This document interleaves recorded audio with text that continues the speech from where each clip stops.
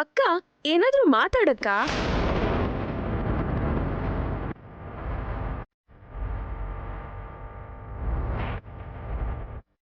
ಅಕ್ಕ ನಿಂಗೊಂದು ವಿಷಯ ಹೇಳೋದ್ ಮರ್ತ್ಬಿಟ್ಟಿದ್ದೆ.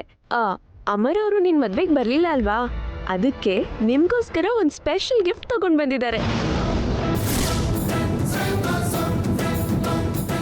ಅಮರ್ ಅವ್ರೆ, ಆ ಗಿಫ್ಟ್ನ ನಿಮ್ ಕೈಯಿಂದಾನೇ ನಮ್ಮ ಅಕ್ಕ ಭಾವಂಗ್ ಕೊಡಿ.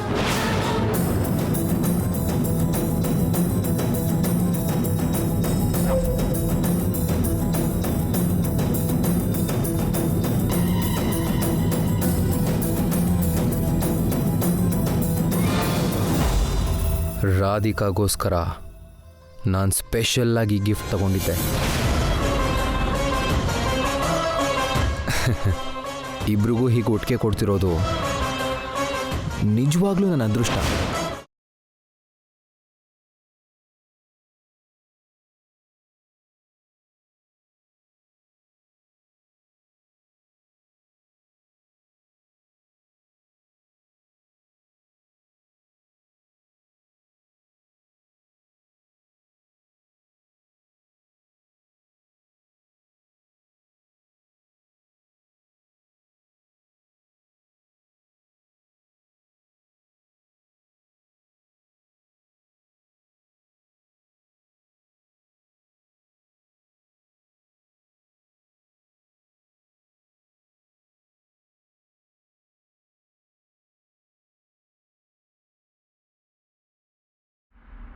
Thank you gentleman. ಪ್ಲೀಸ್ ಕೂತ್ಕೊಳ್ಳಿ. ಸರಿ, ನೀವು ಮಾತಾಡ್ತಾ ಇರಿ, ನಾನು ಊಟಕ್ಕೆ ರೆಡಿ ಮಾಡಿ ಬರ್ತೀನಿ.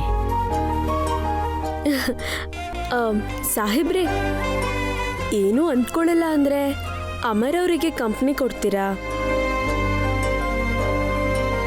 ಅಕ್ಕ ಮನೆಗೆ ಬಂದು ತುಂಬಾ ದಿನ ಆಗಿದೆಯಲ್ಲ, ಒಂದ್ಸಲ ಒಳಗೆ ಹೋಗಿ ಬರ್ತೀವಿ. ಹಾ ಸರಿ.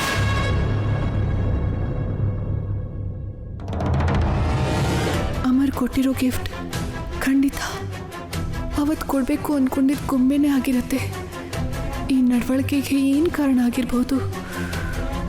ಬಾ ಅಕ್ಕ, ಹೋಗೋಣ.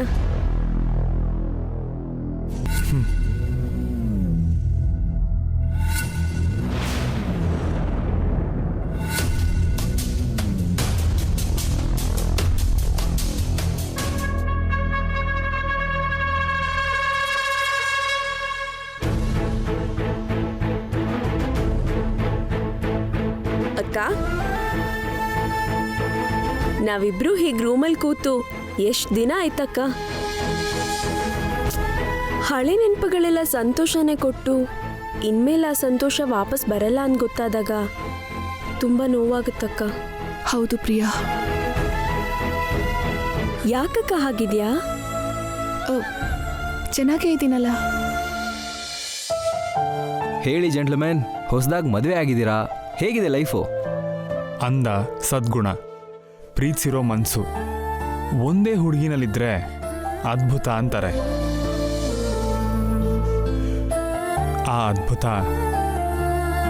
ರಾಧಿಕಾ ಅವ್ರ ರೂಪದಲ್ಲಿ ನನಗೆ ವರವಾಗಿ ಸಿಕ್ಕಿದೆ.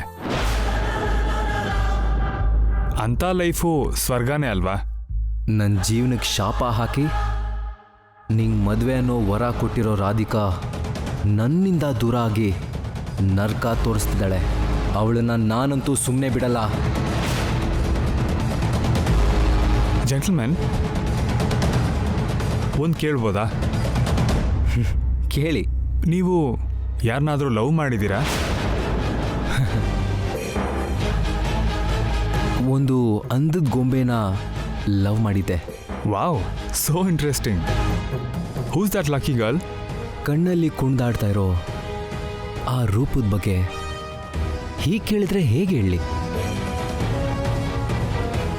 ಎದೆಯಲ್ಲಿ ಅಚ್ಚೊತ್ತಿರೋ ಆ ರೂಪನ ಹೇಗೆ ವರ್ಣಿಸ್ಲಿ? ಅವಳು ನನ್ನ ಪಕ್ಕದಲ್ಲೇ ಇದ್ರು ನಾನು ಪಡ್ಕೊಳಕ್ಕಾಗ್ತಿಲ್ಲ.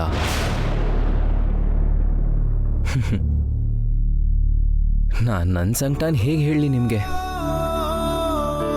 ನಿಮ್ಮ ಮಾತಲ್ಲಿ ಪ್ರೀತಿ ಮಾಡಿರೋ ಹುಡುಗಿ ಬಗ್ಗೆ ಅಭಿಮಾನ ಕಾಣಿಸ್ತಿದೆ. ಯಾವುದೋ ಗೊತ್ತಿಲ್ದಿರೋ ನೋವು ಕಾಣಿಸ್ತಿದೆ. ಬಟ್ ಯಾಕೆ?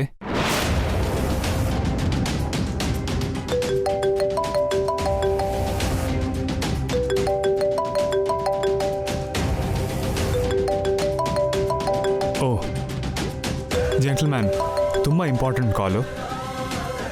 Please carry on. Excuse me. Hello, ಹೌದಾ?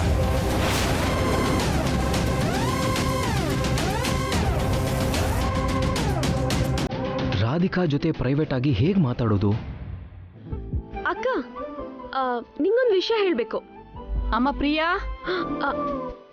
ಒಂದ್ ನಿಮಿಷ ಬಾಯಿಲಿ. ಹಾ, ಬರ್ತಿದ್ದೀನಮ್ಮ. ಅಕ್ಕ, ಒಂದ್ ನಿಮಿಷ ಬಂದೆ.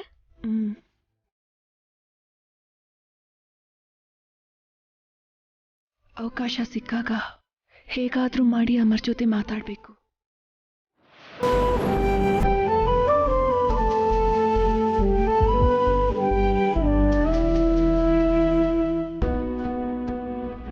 ಏನಮ್ಮ? ನನ್ಗೆ ಸ್ವಲ್ಪ ಸಹಾಯ ಮಾಡು. ಮೊದಲು ನಿನ್ ಬಾವಂಗೂ ಅಮ್ಮರ್ಗೂ ಕುಡಿಯೋಕ್ ನೀರು ಕೊಟ್ಬಾ. ಸರಿನಮ್ಮ.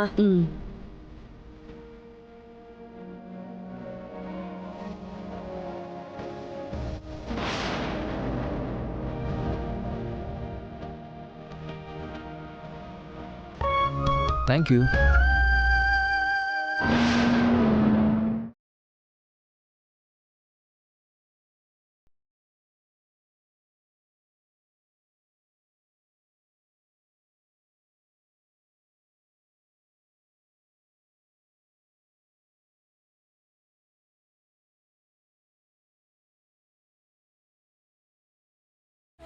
ಸಾಹೇಬ್ರೆ, ಆ?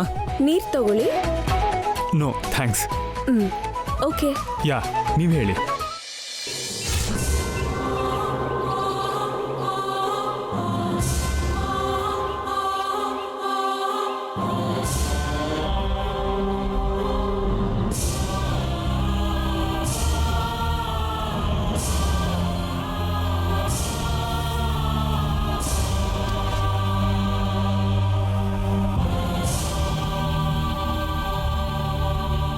ರಾಧಿಕಾ,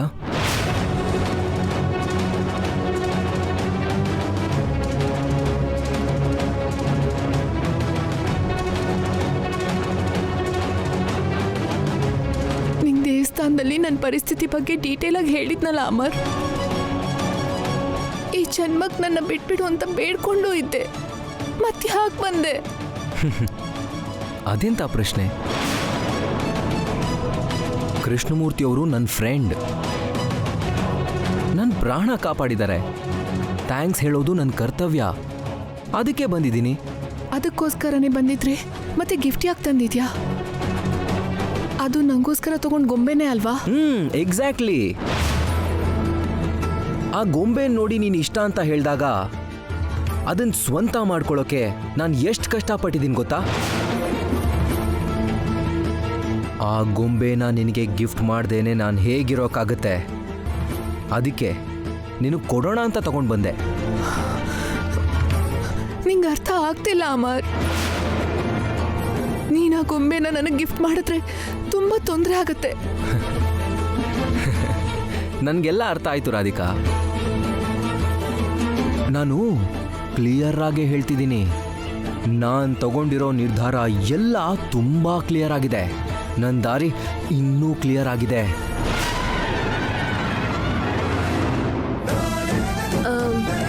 ಅಮ್ಮ. ಪ್ರಿಯಾ, ಎಲ್ರನ್ನೂ ಊಟಕ್ಕೆ ಕರ್ಕೊಂಡ್ ಬಮ್ಮ. ಸರಿ ಅಮ್ಮ. ಇದೆಲ್ಲ ನಿಂಗೆ ಇವತ್ತು ತೊಂದರೆ ಅನ್ಸಿದ್ರು ಒಂದಲ್ಲ ಒಂದಿನ ನಾನು ಮಾಡಿದ್ದೇ ಕರೆಕ್ಟ್ ಅಂತ ನೀನೇ ಹೇಳ್ತೀಯ. ಮುಗ್ದೋಗಿರೋದ್ರ ಬಗ್ಗೆ ಯೋಚನೆ ಮಾಡಿ ಡಿಸ್ಟರ್ಬ್ ಆಗಬೇಡ ಅಮರ್. ಮುಂದೆ ನಡೆಯೋದ್ರ ಬಗ್ಗೆ ಇರೋ ನಂಬಿಕೆನೇ ನನಗೆ ಮುಂದಿನ ದಾರಿ ತೋರಿಸ್ತಿದ್ದೆ ರಾಧಿಕಾ.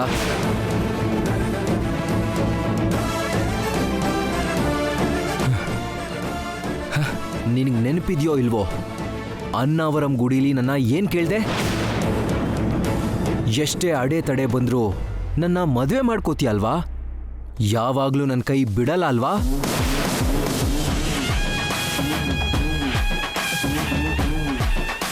ಈ ಜನ್ಮ ಪೂರ್ತಿ ನನ್ನ ಜೊತೆಲೇ ಇರ್ತೀಯಲ್ವಾ ಅಂತ ನನ್ನ ಕೇಳಿದ್ದೆ.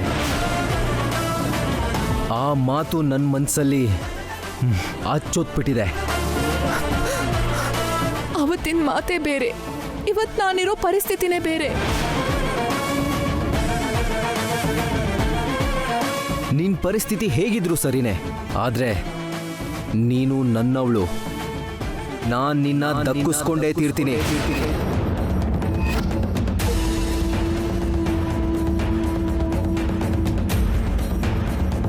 ನಾನು ಹೇಳಿದ್ ಕೇಳಿ ದೇವಸ್ಥಾನದಲ್ಲಿ ಕನ್ವಿನ್ಸ್ ಆಗಿ ಹೋದಿಯಲ್ಲ, ಮತ್ತೆ ಇದೆಂಥ ಮಾತು? ನಾನು ಹೋಗಿದ್ದು ಕನ್ವಿನ್ಸ್ ಆಗಿದ್ದಕ್ಕಲ್ಲ,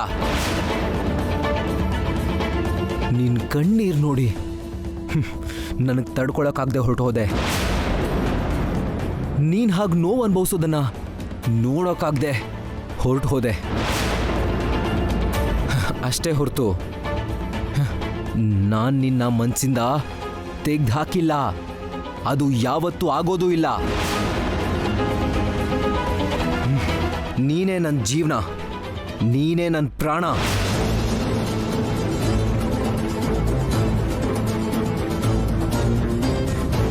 ಅಮ್ಮ ನೀನು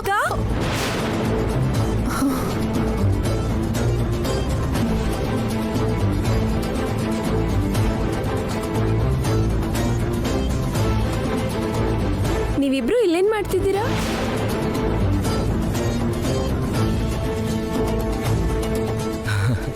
ಮದುವೆಗೆ ಬರೋಕ್ಕಾಗಿಲ್ಲ ಅಂತ ನಿಮ್ಮ ಅಕ್ಕಂಗೆ ಸಾರಿ ಹೇಳೋಣ ಅಂತ ಬಂದೆ. ಮದ್ವೆಗ್ ಬರೋಕ್ಕಾಗ್ದಿದ್ರೆ ಏನಂತೆ? ಆಮೇಲೂ ಯಾವ್ದ್ಯಾವ್ದೋ ಫಂಕ್ಷನ್ಸ್ ಇರುತ್ತವಲ್ಲ, ಅವನ್ ಮಿಸ್ ಮಾಡ್ಕೊಳ್ದಿದ್ರೆ ಆಯ್ತು. ಏನಂತೀಯ ಅಕ್ಕ? ಸರಿ, ಊಟಕ್ಕೆ ಬರ್ಬೇಕಂತೆ, ಅಮ್ಮ ಕರೀತಿದ್ದಾರೆ, ನಡೀರಿ.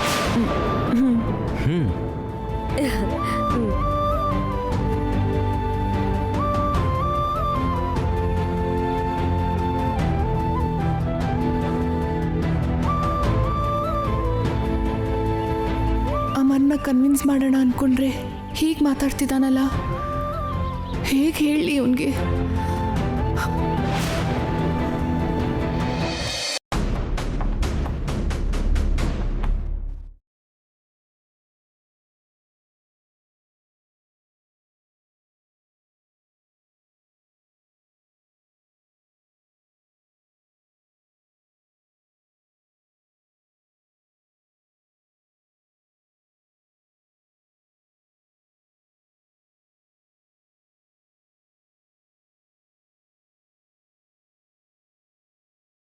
ಕೈಲಾಶ್ ಬಾವ, ನಿನ್ನ ಜೀವನದಲ್ಲಿ ಹೆಂಡತಿ ಸ್ಥಾನ ಯಾವತ್ತಿದ್ರೂ ನಂದೇ.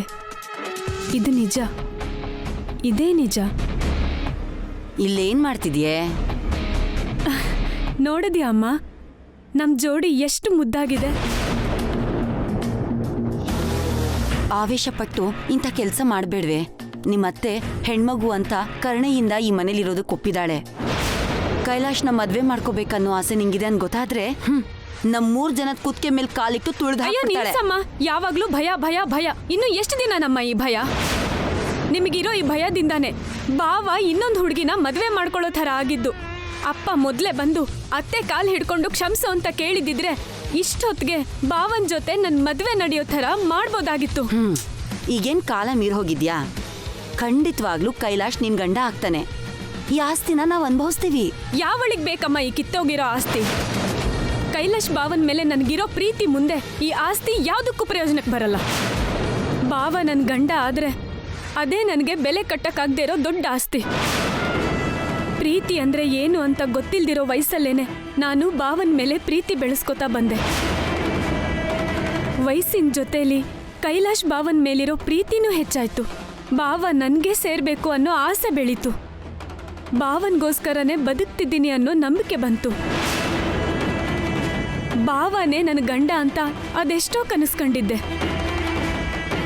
ಬಾವಂಗೋಸ್ಕರ ಮನ್ಸಲ್ಲೇ ಪ್ರೇಮ ಮಂದಿರ ಕಟ್ಟಿದ್ದೆ ಅಮ್ಮ. ಬಾವನ್ ಕೈಯಿಂದ 3 ಗಂಟೆ ಹಾಕಿಸ್ಕೊಳಕ್ಕೆ ನಾನು ಏನ್ ಬೇಕಾದ್ರೂ ಮಾಡ್ತೀನಿ, ಯಾವ ಮಟ್ಟಕ್ಕಾದ್ರೂ ಇಳಿತೀನಿ. ಮಲ್ಲೇಶ್ವರಿ, ನಿಂಗೆ ಅವಕಾಶ ಸಿಕ್ತಾಗ ನೀನ್ ಅಂದ್ಕೊಂಡಿರೋದು ಸಾಧಿಸ್ಬೋದು. ಸದ್ಯಕ್ಕಂತೂ ಈ ಫೋಟೋ ಅಲ್ಲಿಂದ ತೆಗೆದ್ಬಿಡು. ಯಾರಾದ್ರೂ ನೋಡಿದ್ರೆ ತೊಂದರೆ ಆಗತ್ತೆ.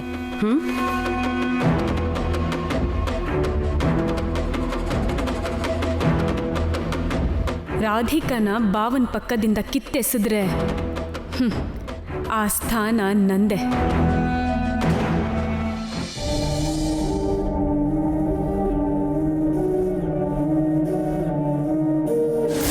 ನೀನು ನನ್ನವಳು. ನಾನು ನಿನ್ನ ದಕ್ಕಿಸ್ಕೊಂಡೇ ತೀರ್ತೀನಿ.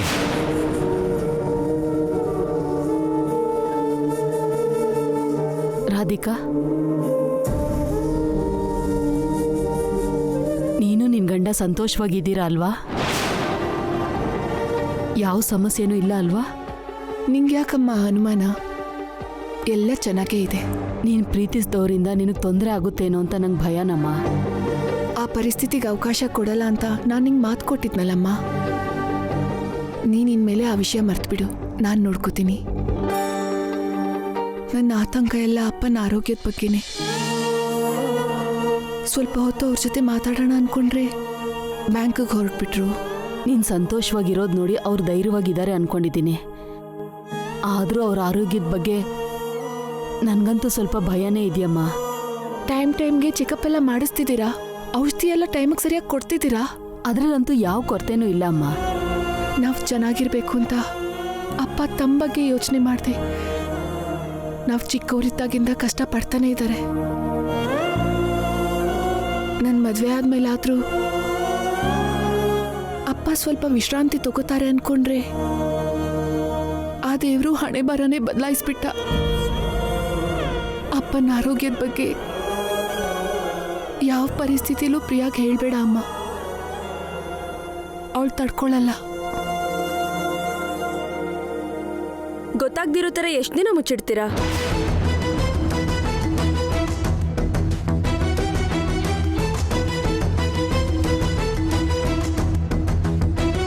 ನಾವೇನು ಮುಚ್ಚಿಟ್ಟಿದ್ದೀವಿ? ತಾಯಿ ಮಗಳಿಬ್ರು ಯಾವುದೋ ರಹಸ್ಯ ಸಮಾವೇಶ ನಡೆಸ್ತಿದ್ದೀರಲ್ಲ, ಅದೇನು ಅಂತ ಗೊತ್ತಾದ್ರೆ ಮಾತ್ರ ಸುಮ್ಮನಿರಲ್ಲ ಅಂತ ಹೇಳ್ತಿದ್ದೀನಿ. ಅಮ್ಮ, ನಾವಿನ್ ಹೋಗಿ ಬರ್ತೀವಿ. ಇಷ್ಟು ಬೇಗ ಹೊರಡ್ತೀರೇನಮ್ಮ? ಒಂದೆರಡು ದಿನ ಇರ್ಬೋದಲ್ವಾ? ನಿನ್ನ ತಂದೆ ಕೂಡ ಸಂತೋಷ ಪಡ್ತಾರೆ. ಇನ್ನೊಂದ್ಸಲ ಬಂದಾಗ ಇರ್ತೀವಮ್ಮ. ನಾಳೆ ಶುಕ್ರವಾರ ಪೂಜೆ ಇದೆ. ಅತ್ತೆ ಆದಷ್ಟು ಬೇಗ ಬಂದ್ಬಿಡಿ ಅಂತ ಹೇಳಿದ್ರು. ಸರಿನಮ್ಮ, ನಿನಗೋಸ್ಕರ ನಿನ್ನ ಫೇವ್ರೆಟ್ ಸ್ವೀಟ್ ಮಾಡಿದ್ದೀನಿ, ಅದನ್ನು ತಿನ್ಕೊಂಡು ಹೊರಡಿ. ಆಯ್ತಮ್ಮ. ಪ್ರಿಯಾ, ಕೈಲಾಶ್ ಅವ್ರು ಏನ್ ಮಾಡ್ತಿದ್ದಾರೆ? ನಮ್ ವಿಶೇಷ ಅತಿಥಿ ಅಮರ್ ಅವ್ರ ಜೊತೆ ಮಾತಾಡ್ತಿದ್ದಾರೆ. ಸರಿ ಪ್ರಿಯಾ, ನಡಿಯಮ್ಮ. ಬಾಮ್ಮ.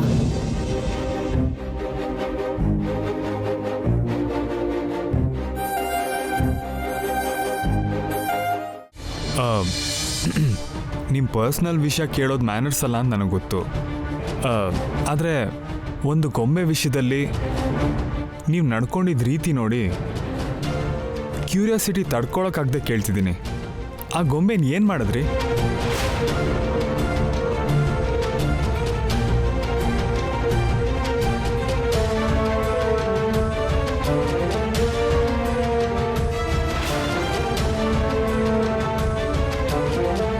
ಆ ಗೊಂಬೆನ ಎಲ್ಲಿಗೆ ಸೇರಿಸ್ಬೇಕೋ ಅಲ್ಲಿಗೆ ಸೇರಿಸಿದ್ದೀನಿ.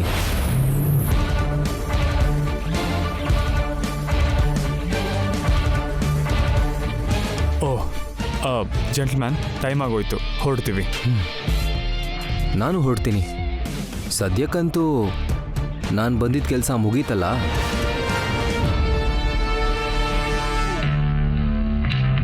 ಸದ್ಯಕ್ಕೆ ಕೆಲಸ ಮುಗೀತು ಅಂದರೆ? ಅಂದರೆ ರಾಧಿಕಾ ಅವ್ರಿಗೆ ಕೊಡ್ಬೇಕಿದ್ದ ಗಿಫ್ಟ್ನ ಅವ್ರ ತಂದೆಯವ್ರಿಗೆ ಕೊಟ್ಟು ಹೋಗೋಣ ಅಂದ್ಕೊಂಡಿದ್ದೆ. ಅವರೇ ಸಿಕ್ಕಿ ಡೈರೆಕ್ಟಾಗಿ ಕೊಡಬೇಕಾಗಿರೋರಿಗೆ ಗಿಫ್ಟ್ ಕೊಟ್ಟಿರೋದ್ರಿಂದ ಆ ಕೆಲಸ ಮುಗೀತು ಅಂತ ಹೇಳಿದೆ ಅಷ್ಟೆ.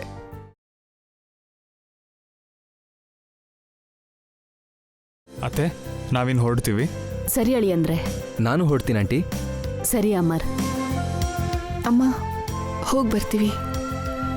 ಅಪ್ಪ ಬಂದ್ಮೇಲೆ ಹೇಳು. ಅಪ್ಪನೂ ಇದ್ದಿದ್ರೆ ಚೆನ್ನಾಗಿರ್ತಿತ್ತು. ನಾನು ಹೇಳ್ತೀನಿ ಬಿಡಮ್ಮ. ಪ್ರಿಯಾ, ನೀವ್ ಹೋಗಿರಿ ಅಕ್ಕ. ಅಪ್ಪ ಬಂದ್ಮೇಲೆ ನಾನು ಅಪ್ಪನ ಜೊತೆ ಸ್ವಲ್ಪ ಹೊತ್ತು ಮಾತಾಡ್ಕೊಂಡು ಬರ್ತೀನಿ. ಹೊರಡೋಣವಾ ರಾಧಿಕಾ ಅವರೇ? ರಾಧಿಕಾ ಅವರೇ,